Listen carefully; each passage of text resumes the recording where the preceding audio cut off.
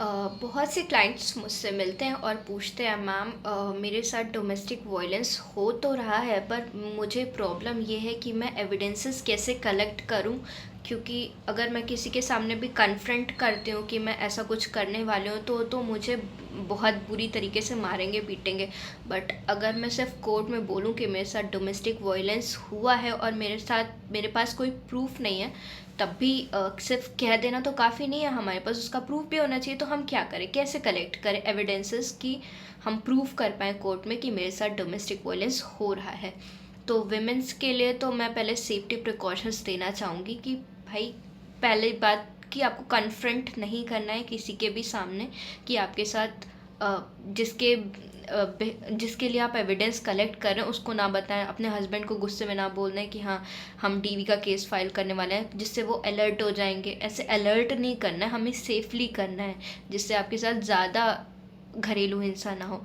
और जैसे कि हमें पता है कि बहुत टाइप के होते हैं, इकोनॉमिक अब्यूज़, फाइनेंसेस ना बियर करना, या मेंटेनेंस कंपनसेशन के लिए भी आप डीवी केस फाइल कर सकते हो। तो कैसे एविडेंसेस कलेक्ट करेंगे? वाइफ जिनको हस्बैंड डेली मार पीट रहे हैं या इन लॉज उनके खूब डेली मारते पीटते हैं, उनके लिए मेरा यही सजेशन है कि आप एविडेंसेस कलेक्ट करिए। बट जैसे आप कोई व्हाट्सअप चैट, किसी व्हाट्सअप चैट में आपको थ्रेट किया गया है या अब्यूज़ किया गया है, अब्यूज़िव लैंग्वेज यूज़ किया है, आपको वर्बली या फिज़िकली थ्रेट किया गया है किसी भी तरीके से, तो व्हाट्सअप चैट रखिए। बट मेक श्योर कि चैट जब आप कोर्ट में दें तो नाम के थ्रू ना हो। जैसे कि राहुल आपके पति का नाम है तो राहुल नाम से ना हो, उसका नंबर हो, जिससे कोर्ट में ये प्रूफ हो पाए कि हाँ इसी नंबर से आपको ये चैट आई है और ये नंबर किस आदमी के नाम पे रजिस्टर्ड है। तो जैसे व्हाट्सअप चैट आप ऑडियो रिकॉर्ड कर सकते हैं, जैसे कोर्ट में ऑडियो रिकॉर्डिंग मानी जाती है। अगर आपको कोई मतलब डरा रहा है, धमका रहा है, तो आप जब रिकॉर्ड करें तो मेक श्योर बहुत सीक्रेटली करें, एकदम ओपनली रिकॉर्ड ना करने लग जाए कि दिक्कत हो जाए। तो सीक्रेट ऑडियो या वीडियो रिकॉर्डिंग आप कोर्ट में प्रेजेंट कर सकते हैं, या फिर मेडिकल एविडेंसेस भी आप कोर्ट में दे सकते हैं। और जब आप डॉक्टर के पास जाएं तो मेक श्योर आप डॉक्टर को ये ज़रूर बताएं कि ये जो आपको इंजरी हुई है वो कैसे हुई है। अगर इंजरी आपको पिटाई करके हुई है या किसी ने धक्का दे दिया, आपका सर्वर फूट गया, तो डॉक्टर को मेक श्योर करें जिससे। और जो भी हॉस्पिटल्स के पेपर हैं या ओपीडी के जो पेपर्स हैं या ओपीडी की जो स्लिप है वो भी रखें, ये भी आप कोर्ट में प्रूव कर सकते हैं कि। और हाँ, एक डायरी मेंटेन करें जिसमें date, time, venue, incident, what happened, क्या हुआ था, ये सारी चीज़ें आप मेंशन करें। बिकॉज कोर्ट ये देखता है कि इस दिन आपके साथ क्या हुआ था, किस तारीख को हुआ था। ये अज्यूम करता है कोर्ट कि आप झूठ नहीं बोल रहे होंगे, अगर आपने इतनी डिटेल प्रॉपर लिखा है तो हो। और एक और चीज़ आप करिए, अगर आप व्हाट्सअप चैट या रिकॉर्डिंग या कॉल लॉग वगैरह देख रहे हैं तो ओरिजिनल एक तो अपने फ़ोन में रखिए। बट कई बार होता है कि आपके हस्बैंड या इन लॉज को आपके फ़ोन में रिकॉर्डिंग मिल गई तो वो डिलीट कर देते हैं।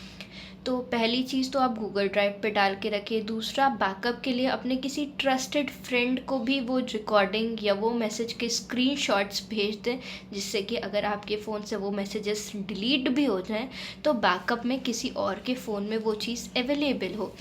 दूसरा, फ़ोटोज़ वीडियोज़ हो गया। और मैसेज पे किसी ने कुछ लिख के भेजा है वो भी आप दिखा सकते हैं। जीमेल पे, ईमेल तो खैर कोई भेजता नहीं है, अगर ईमेल पे भी ऐसे कोई थ्रेटनिंग मैसेज आए वो भी कोर्ट में एडमिसिबल होते हैं।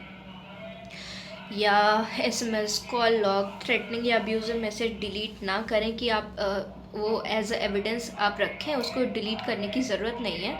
स्क्रीनशॉट के साथ आप ओरिजिनल चैट भी रखें कि ओरिजिनल क्या था। फिर कोर्ट में इलेक्ट्रॉनिक एविडेंसेस जो होते हैं वो भी एक्सेप्टेबल होते हैं। विटनेस रखें, अगर आप किसी के सामने पिट रहे हो, जैसे कोई नेबर है, कोई हाउस हेल्प है, या कोई पेरेंट्स है आपका, मम्मी पापा ने, किसी ने भी देखा है तो वो भी आप कोर्ट को उसको भी आप कोर्ट में एज अ विटनेस प्रेजेंट कर सकते हैं। या फिर आपने प्रीवियसली कोई कंप्लेन करी हो, जैसे कि आपने 112 नंबर पे कंप्लेन करी हो, एफआईआर करवाने की कोशिश करी हो, या सिर्फ कंप्लेन ही करी हुई है। अब मतलब जो है पुलिस स्टेशन जाके वापस भी आ गए हैं, तब भी आप ये चीज़ मेंशन करें अपने डीवी की पिटीशन में, जिससे कोर्ट ये मानेगा कि आपके साथ जेन्युइनली घरेलू हिंसा हो रही हो। और आप कौन से सेक्शन में डीवी का केस फाइल कर सकते हैं? आप section 12 of domestic violence act के अंडर आप ये केस फाइल कर सकते हैं। तो अगर कोई भी आप जो किया है 112 या पुलिस एफआईआर कुछ भी किया है, या प्रोटेक्शन ऑफिसर के पास गए, वो सब बताएं। पर्सनल डायरी मेंटेन करें, वो भी कोर्ट उसको एक सपोर्टिंग एविडेंस मानता है। तो ये भी आपको केस जीतने में बहुत ज़्यादा फ्रूटफुल एंड हेल्पफुल होगा। एंड मेक श्योर कि आप ये चीज़ बहुत डिटेल्ड में लिखें। और क्या कर सकते हैं, आपको ये भी स्पेसिफाई करना पड़ेगा कि आपके साथ जो डोमेस्टिक वायलेंस हुआ है वो कौन सी कैटेगरी में होता है, मतलब कौन से टाइप का है। फिजिकल अब्यूज़ है, मेंटल या इमोशनल अब्यूज़ है, इकोनॉमिकल अब्यूज़ है, या वर्बल अब्यूज़ है, गाली गलौज हो रहा है, मारपीट हो रही है आपके साथ, पैसे नहीं मिल रहे हैं आपको, प्रोटेक्शन मतलब आपको घर में रहने नहीं दिया जा रहा है, मतलब क्या दिक्कत है, वो चीज़ स्पेसिफिकली मेंशन होना चाहिए। किस डेट को वो प्रॉब्लम अरोज हुई है, वो भी चीज़ें पिटीशन में मेंशन होनी चाहिए। इसी तरीके की इंफॉर्मेटिव वीडियोस के लिए please do like and follow to my YouTube channel. Thank you so much for watching my video.